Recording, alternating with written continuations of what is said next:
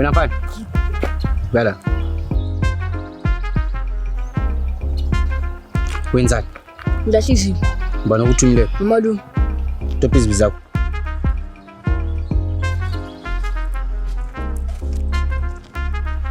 Hlala ngapha.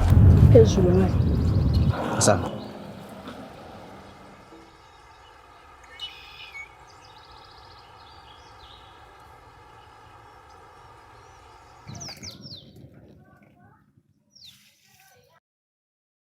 Salibonani. Yebo, unjani mnumzana? Linjani mama? Nice khona linjani lini? La umsebenzi. Ya, sazama ukulima lapha ndoda. Sesiyathemba ukuthi izulu langkhona lingana leli ngoba phela these days alisani njengakudala izulu. Khona liqiniso isikhathi sesitshintshile, awula umumo usutshintshile, umkhathi usutshintshile, lathi kumele sikwazi uku-adapt.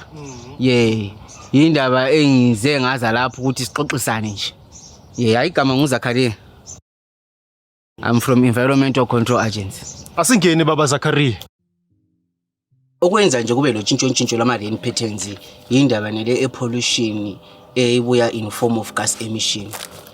Thereby affecta i-ozone layer. I-ozone layer leyi protecta i-earth from heat. Siyezwana? Ya siyezwa. Hamba udlala ngale boy. Hayi, umfana ngiyamfuna lapha ngoba phela umfana ngiyenze ngabuya lapha ngaleli ndaba ngoba ngimbone ngale elahlela izibi endaweni engavunyelwayo eceleni komfula ngale. And then umfana ngithe ngimbuza lapho uthi yena uthunywe ngumalume akhe. Ngicela uxolo lapho baba Zakaria, bengingazi lutho. Amanzi layo lwasebenzisayo avela from iscarce rain le esiyitholayo. And lathi kumele siwalondoloze lawa amanzi. Ngiyabona ukuthi sikwanise ukuthi si-maintain i-hygiene, nutrition, sustainable agriculture and save lives.